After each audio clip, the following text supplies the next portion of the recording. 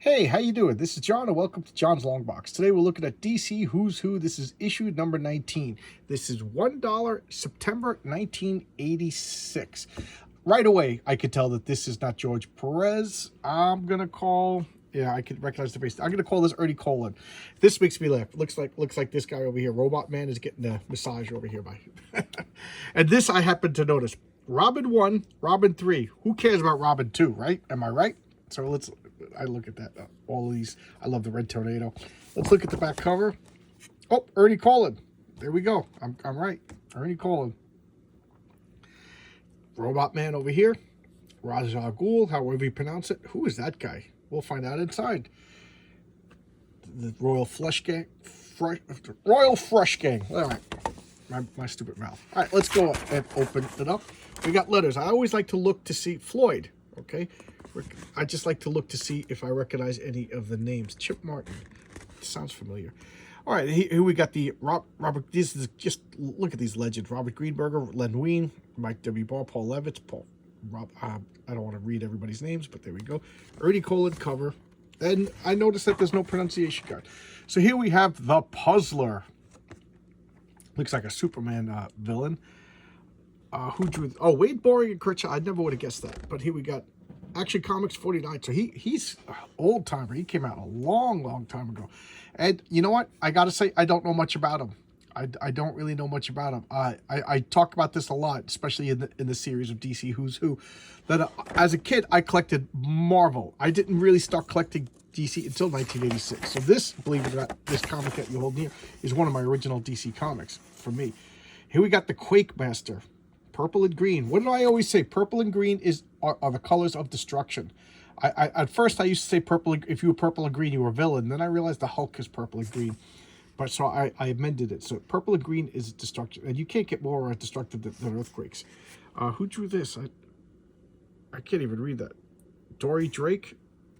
Yeah, I don't know. I'm not familiar with it, but it looks good. It looks competent. I don't know much about who's he. Gotham City. Okay, so it's a Batman villain. I don't know much about Queen Bee. I don't know what it is. I love insect-based villains. It's funny because I love Spider-Man, but Spider-Man's an arachnid. But I guess that's being retentive. But there's something about insects and villains that just goes together. You know, I guess because nobody likes insects. But Justice League of America. All right, so I'm collecting Justice League of America. I think I'm up to number 11. So and who drew this? Steve Dillon. Okay, I never would have. Oh, now I see the face. Steve Dillon. For those of you who may or may not know, I kind of learned about Steve Dillon in Preacher. So this is pre-Preacher, but okay. So this is some early Steve Dillon. The Question, and is this? Oh, it is Steve Ditko. Okay, I was gonna say no way Steve Ditko. It's a good thing I didn't say that.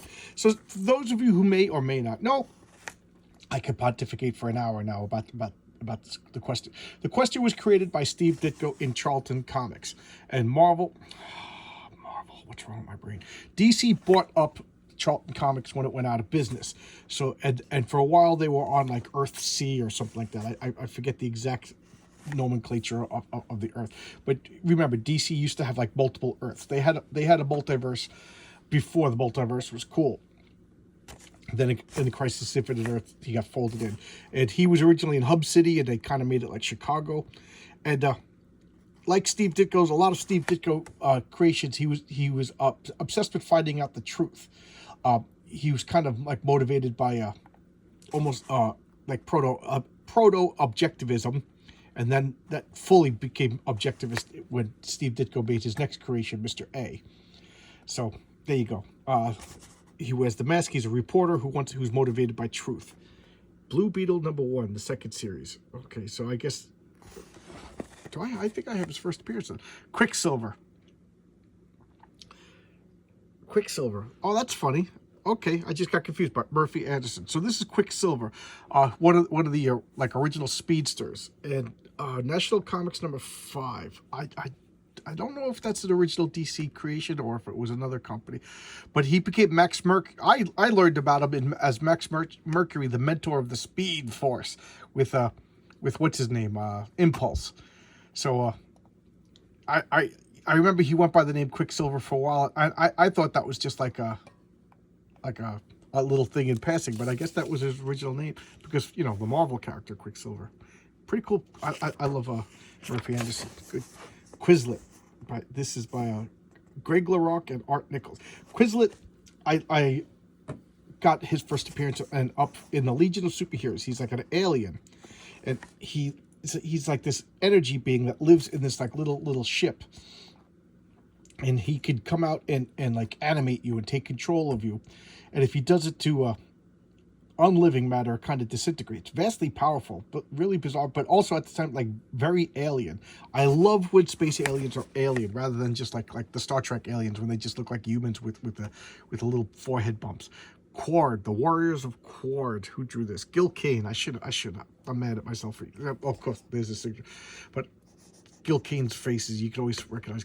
So I'm mad that I didn't look. But the Warriors of Quard. I think they were like the Green Lantern villains, and they fought the Guardians. I don't know much about them. I really do not have any pre-Crisis and Infinite Earth Green Lanterns. That's a big hole in my collection. So I don't know much about the lore of pre-Crisis Green Lantern. Difficult thing to say. The Rag Doll. Who's this? Steve, I always say his name wrong. Lily Lola. So Peter Merkel at Flash Comics. So it's a Flash villain, and I know nothing about the Rag Doll other than he was in what comic was that? Starman. Starman. They brought back Rag Doll, and he fought the original Starman. Now, I don't know if that was real continuity or if it was just made up for that wonderful 90s series Starman. I love that series, but he was kind of like from that comic. I don't know about these original Flash comics, but in that comic, he was like a cult following, you know, mass murderer or serial killer, whichever one you want.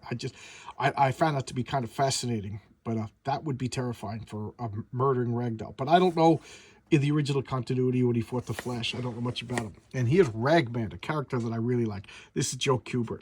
He is like a being, Roy Reagan. He got this like quilt of quilts, right? Is that his story?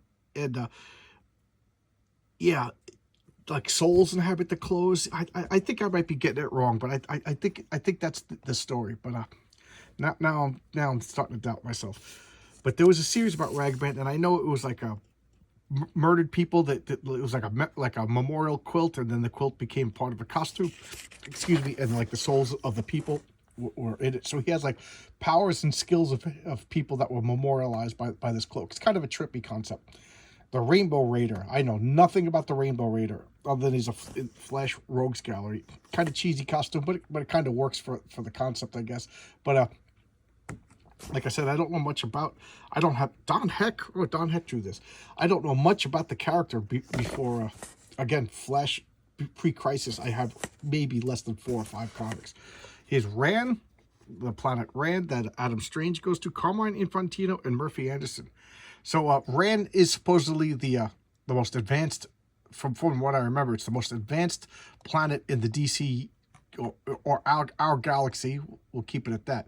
And it's where Adam Strange goes when he teleports. They sent out like people from I know it changed because DC that bothers me, but DC Rand at the time was going through like ecological disasters. The people were at an evolutionary dead end, and the planet was slowly dying. So they sent out the Zeta beams to Earth, and Adam Strange got hit by the Zeta beams. And he got transported.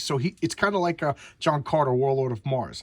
So Earthman gets teleported to a planet where he's the hero, and then when the beam wears off, he teleports back to Earth, and he's just a regular guy again. So Adam Strange is always looking for the next Zeta beam so he could go back to Rand, because he fell in love with and married what's her name, the beautiful woman that he's now having a child with. And according to Alan Moore, I thought this was great, that it was like the first child born in like over a decade. So like, you know, he's not just saving the Earth.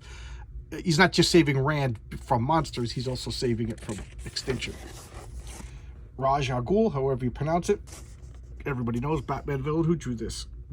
Jerry Bingham. I always like Jerry Bingham. Kind of an underrated artist.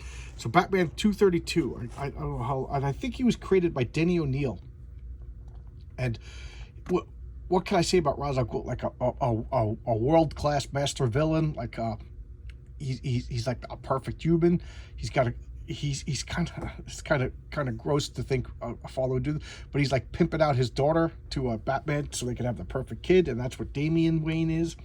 I don't know. He's the leader of the League of Shadows or the League of Assassins. I forget which one, but pretty good villain. I love the gentleman master honorable villain. It's just a cool as opposed to like the broody monstrous villain. And I recognize George Perez artwork any day. Yep, George Perez. Raven, this is when she had the white costume, when she like purged herself of the corruption of Trigon, her father. One of the founding members of the new Teen Titans. My only problem with my only problem with Raven is sometimes her powers are just like get out of jail free card, because her powers are kind of like vaguely defined. DC Comics presents. I think I have that. I'm pretty sure I have it. The Ray. It was originally a Golden Age hero. Murphy Anderson drew this.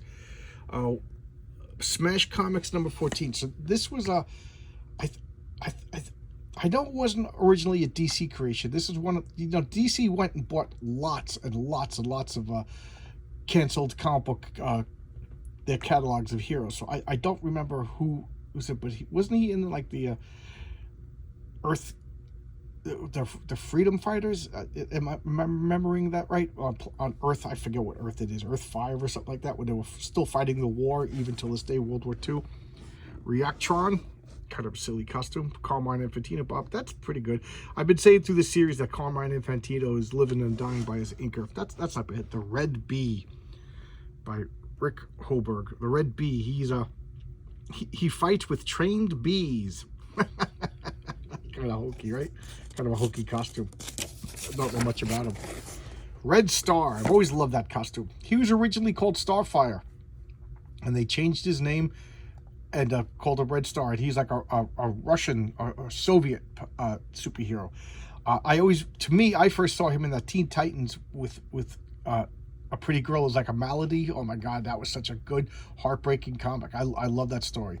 I don't want to spoil it, even though it's like a 40-year-old comic. Go out and read that comic. Teen Titans, a beautiful girl is like a malady. Such a good comic. And he's got the standard array of powers. He's got super strength, endurance, invulnerability.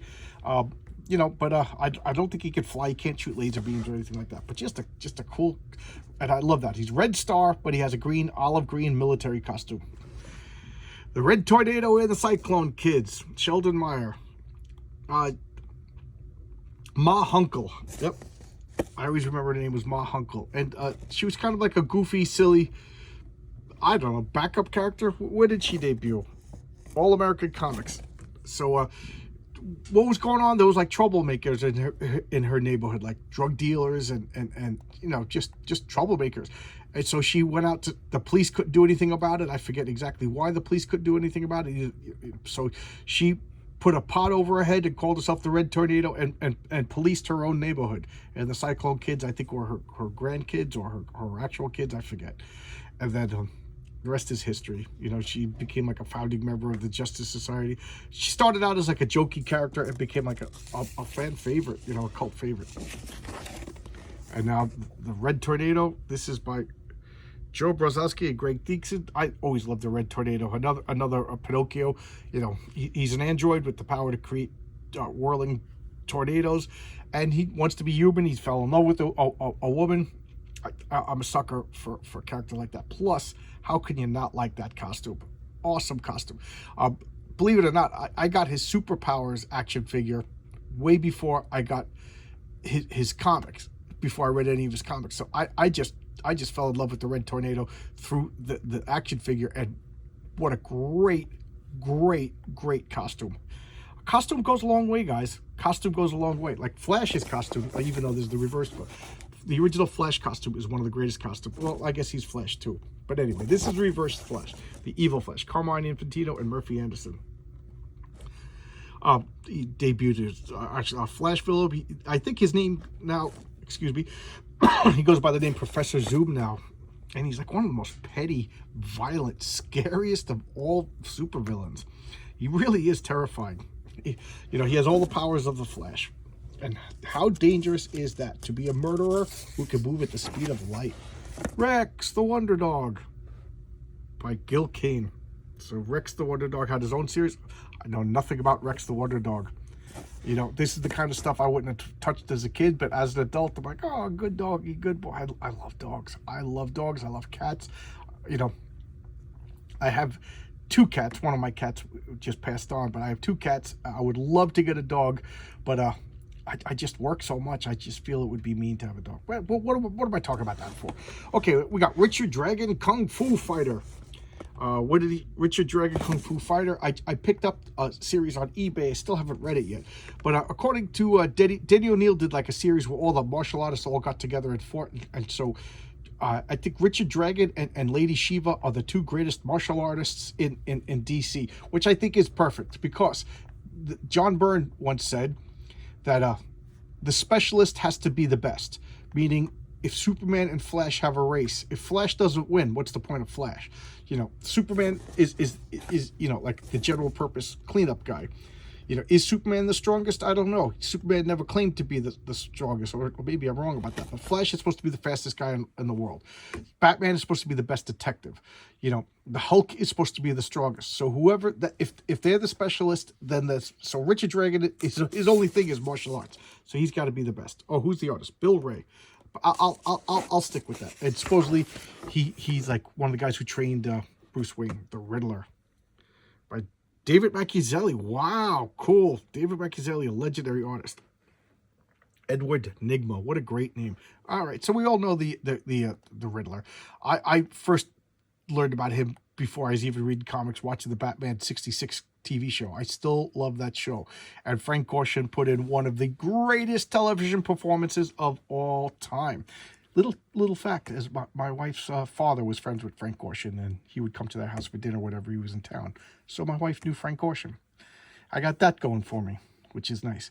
So anyway, I find I really do like these you know, what is it, like an intelligent, twisted, testing supervillain, you know. And what Chuck Dixon said, if you write a Riddler story, it's tough because you have to be smart. You have to be, you know, it has to be well thought out. So me personally, if the powers that be were like, hey John, you want to write Batman? I was like, yeah, okay, I'll do it, but I'm never writing a Riddler story. Why? Because I'm not smart enough to write a Riddler story. At least I can admit it. So here we have, there's no name. Oh, here we go. Rip Hunter, the Time Master. So he travels through time. Tim Truman. I've always liked Tim Truman. That's why I just picked up his comic called Scout, because I've always liked Tim Truman. But that's besides the point. So he's time traveling here. He's got this. I forget if he got it from the Legion of Superheroes or whatever, but he's got this time sphere that seems to show up a lot in DC Comics. So and he travels back and forth and does that. Now they alluded to him in the DC 52 that he's Ted Kord. No, not Ted Kord. That he's why can't I think of his name now? Booster Gold's father.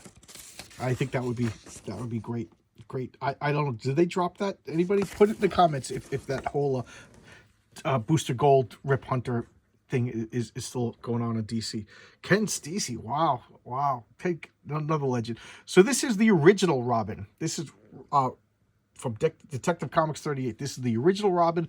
He grew up, put on this kind of cool costume, and you know, joined the Justice Society, and as far as I know, just got, you know, he got phased out and disappeared in the Crisis of Infinite Earth, which is a shame, but you know, what could you do? And then this is Dick Grayson. Now he's Nightwing. Who drew this? Tom Mandrake. And so this is Robin 3. Where's Robin 2? Who's Robin 2? I don't know. Does anybody know? Where's Robin 2? Oh, this is Jason Todd.